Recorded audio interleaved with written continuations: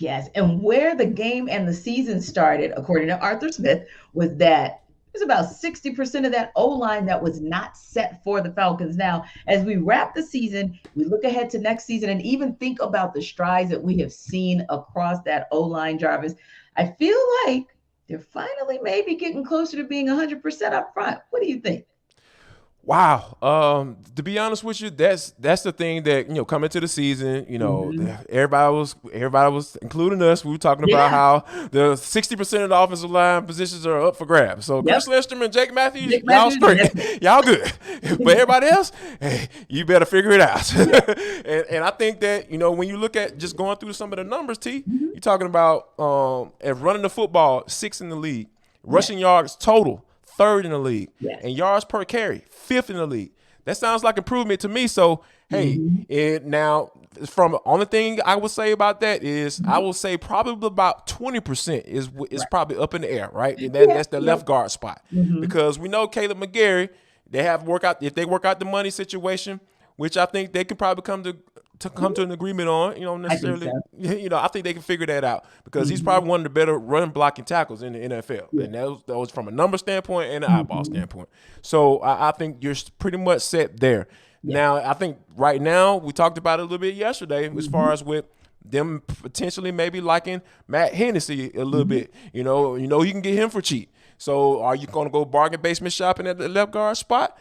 Try to Hmm. bring Elijah Wilkinson, have those guys kind of battle it out in training camp. They like competition. Hmm. So I think probably about you went from 60% of the offensive line spots being up for grabs to about Hmm. 20%. So Yeah. hey, that's growth for me, and that's it. That to me, T, that sounds like you're establishing some type of identity of what you want to be and what you want people to know what's going down each and every Sunday. And I think that the Falcons have established that. Yeah, and that's a great point that you make because we look back in early December, I think it was around December 12th, where the Falcons announced that Matt Hennessy was going to be designated for return. So we're Mm-hmm. kind of like right there on the cusp of Willie won't he, Willie won't he. I mean, we might be able to see him Sunday. You never know, right? Because it's that past that 21-day window. Right. Yes. If Mm-hmm. I'm correct. So that might Yes. give us an opportunity at a sneak peek to see what he looks like at left guard, especially because Elijah Wilkinson isn't practicing today. So there's probably the likelihood of us seeing him slim to none on Sunday. So I love that opportunity to see what Matt Hennessy may give them. And then the other piece there is this. I agree with you. I think we're about 80% of the way there. And I might even say 90% because, hey, you at least have some solid options at left guard, which is more than you could have said at the beginning of the season across that whole space, right? It was And Nathaniel last year, and here, Nathaniel's not a person. It means nothing. And it's a slang term for nothing. It was exactly, nothing at guard last year. exactly, right. It was crickets when we So keep talked it about funky. left. It was straight crickets. And then you look at what the O line has done in a very critical piece. How many times were we talking in the last 3 to 5 years about Matt Ryan being sacked more than 40 times, being the Mhm. number one, the most sacked quarterback in the NFL? Marcus Mariota was only sacked 28 times, 28 times through his 12 game, 13 game tenure with the Falcons this season. So I do think Right. that also speaks volumes to what the Falcons have been able to do, particularly that O line in improving their protection and giving him the opportunity to set regardless of what he did with the opportunity, but they put him in position to do what he needed to do. Now the other piece there is this, Jarvis. Another thing we've been talking about, we started this conversation at the beginning of the season, kind of looking at it overall and then kind of breaking it down with the identity of the offense and the defense.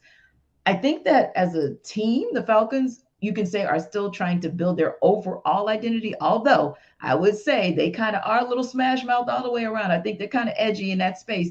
But I think particularly the offense has begun to just really get an identity. You called out some great numbers there when you talked about the fact that when we look at rushing yardage and when we look at overall rushing performance across that unit, we're talking about third and sixth, respectively, in the entire league. Yes.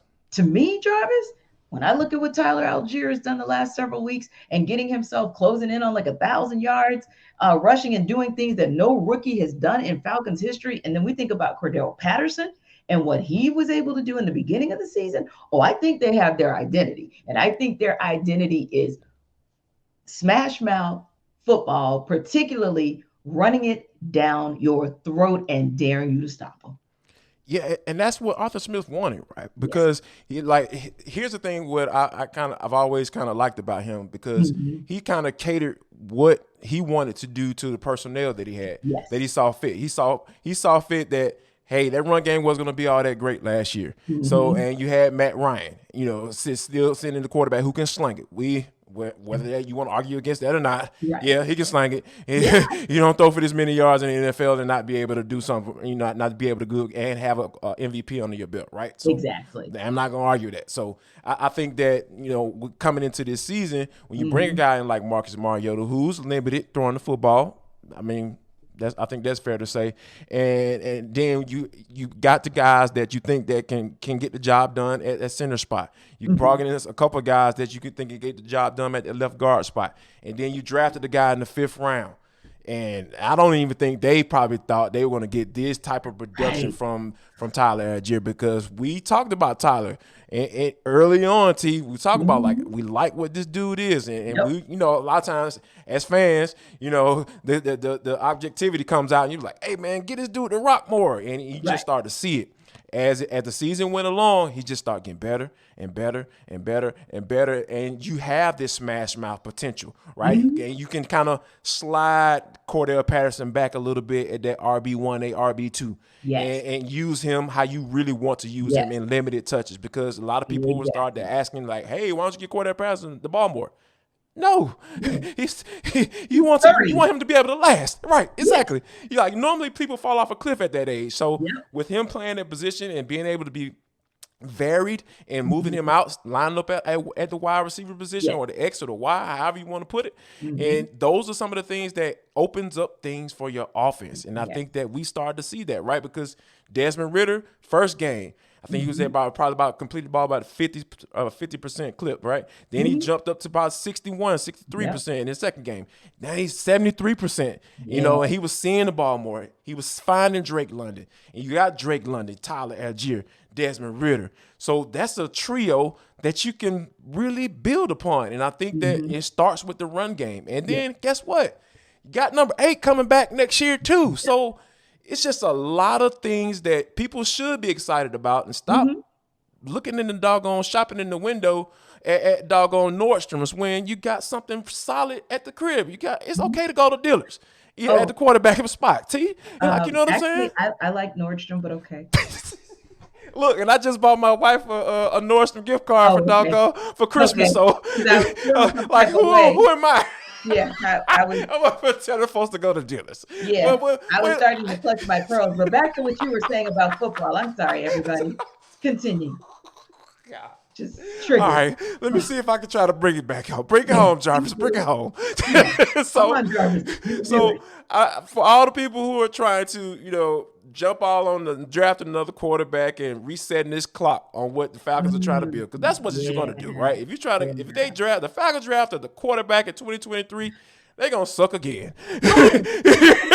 Exactly. You know Come what? on. Can I just co-sign on you on what you're saying there? Because we talked about that yesterday as well. Yeah, Because yeah. real talk, if you look at two things, if you looked at the class of 2023 as far as the quarterbacks go, right? Mm-hmm. Bryce Young, I'm just going to call it Bryce Young and company, okay? Yes. And then Mm-hmm. if you look at the veterans, I'm going to call it, and I'm going here on purpose, Ryan Tannehill and company. The reason I started at Or Bryce Young is Derek because, Carr. no, but I'm starting at Ryan Tannehill for a reason. I got you. Mm-hmm.